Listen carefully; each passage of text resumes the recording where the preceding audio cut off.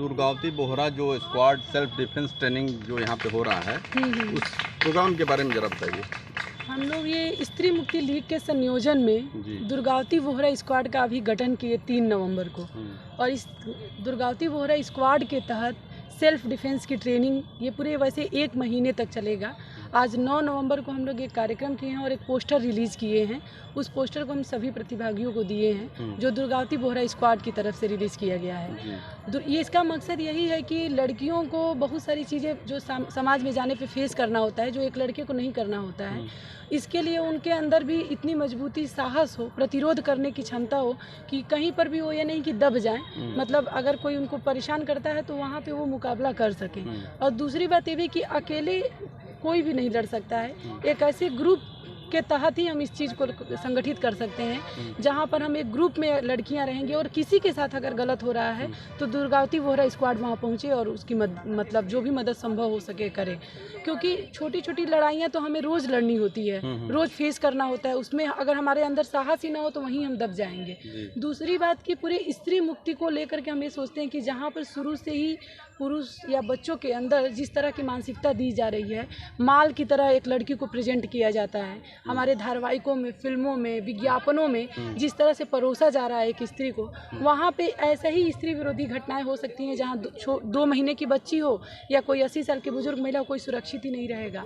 अब सोचिए कि हमारे हर घंटे 41 लड़कियों के साथ इस तरह की कोई ना कोई घटना हो रही है, कहीं हत्या, कहीं बलात्कार, कहीं उनके साथ छेड़खानी की घटना। ये हमारे ही देश में, हम बोल रहे हैं इतने देर में भी कहीं ना कहीं कोई घटना हो गई होगी। तो ऐसे समाज में क्या हम हमेशा सहते जाएं? हमें नहीं मानते कि इसे हमें सहना चाहिए।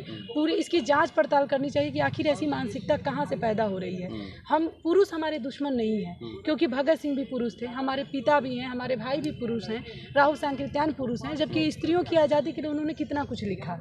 बस वो मानसिकता की दिक्कत है जो उन्हें बचपन से दिया जा रहा है। एक बच्चा पैदा होते तो इस मानसिकता का होता नहीं है। इसी समाज से उसे तमाम ऐसी स्त्री विरोधी चीज़ें मिलती हैं, ऐसे फूहड़ गाने, फूहड़ फिल्में मिलती हैं जिससे वो इस मानसिकता का होता है। तो हमें उस मानसिकता पे चोट करनी है, जहाँ जिस सिस्टम के जरिए इस चीज़ें लोगों के बीच में फैलाई जा रही है, उस मानसिकता पे चोट करना है, ना कि पुरुष पर। इसलिए और हम पुरुष हमारी लड़ाई में वो भी हमारे से कंधे से कंधा मिलाकर लड़ेंगे। बिना कोई स्त्रियाँ अपनी लड़ाई अकेले नहीं लड़ लेंगी, बिना अन्य समाज के दलित और शोषित लोगों को अपने साथ जोड़े।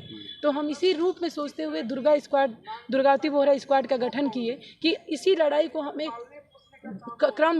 क्रमशः इस लड़ाई को आगे लड़ना है। और हम इस स्तर पे अध्ययन चक्र, गीत संगीत की टोलियां बनाना, नुक्कड़ नाटक की टोलियां बनाना, सेल्फ डिफेंस की ट्रेनिंग देना, फिल्म शो करना, इस तरह की गतिविधियां हम आगे इसी दुर्गावती बोहरा स्क्वाड के तहत आगे कंटिन्यू करेंगे। तो इसी मकसद से आज हम लोग इस पर एक तरह से कार्यक्रम करके और एक पोस्टर रिलीज किए हैं, इसीलिए आज ये कार्यक्रम। आपका परिचय बताइए। मैं अंजलि हूँ, स्त्री मुक्ति लीग से। ये दुर्गावती बोहरा स्क्वाड जो चल रहा है वो महिलाओं के आत्मरक्षा के लिए बहुत ही बेहतर विकल्प है, ताकि महिलाएं जो है ट्रेंड हो, समाज के लड़ाइयों का अपने हिसाब से लड़ सके। वो हर समय उनके पुरुषों का पीछा ना करना पड़े कि पुरुष हमारे साथ रहेंगे तो ही हम घर से बाहर निकलेंगे। इन सभी चीज़ों को लेकर के ये बहुत ही बढ़िया विकल्प है, ताकि महिलाएं अपना आत्मरक्षा कर सके और समाज में अपना जगह बना पाए। इस ट्रेनिंग में क्या क्या सिखाया गया है? ट्रेनिंग है आपका ये डिफेंस का है, मतलब कराटे टाइप का। अच्छा। महिलाओं का आत्मरक्षा के लिए कराटे जो होता है, अपना आत्मनिर्भरता उस टाइप से मतलब सेल्फ कॉन्फिडेंस आप लोग बढ़ा रहे हैं। जी। और समाज को थोड़ा सा जो बच्चे आई हैं यहाँ पर, उन लोगों को भी और कुछ सिखाया जा रहा, बताया जा रहा है कि अपना महिलाओं को कैसे रहना है, इसी तरीके का। मैडम, जो यहाँ प्रोग्राम चल रहा है सेल्फ डिफेंस ट्रेनिंग का दुर्गावती बोहरा स्क्वाड के तहत, तो एक चीज़ बताइए, पहले की अपेक्षा और आपके आज के दौर में महिलाओं में क्या अंतर आया है सेल्फ डिफेंस के तौर पे अगर देखा जाए तो? जैसे मैं पहले जो था, पहले बहुत सारी चीज़ें जो है थी, महिलाओं को सताया जाता था, सब कुछ किया जाता था, महिलाएं बाहर नहीं निकल सकती थी घर से।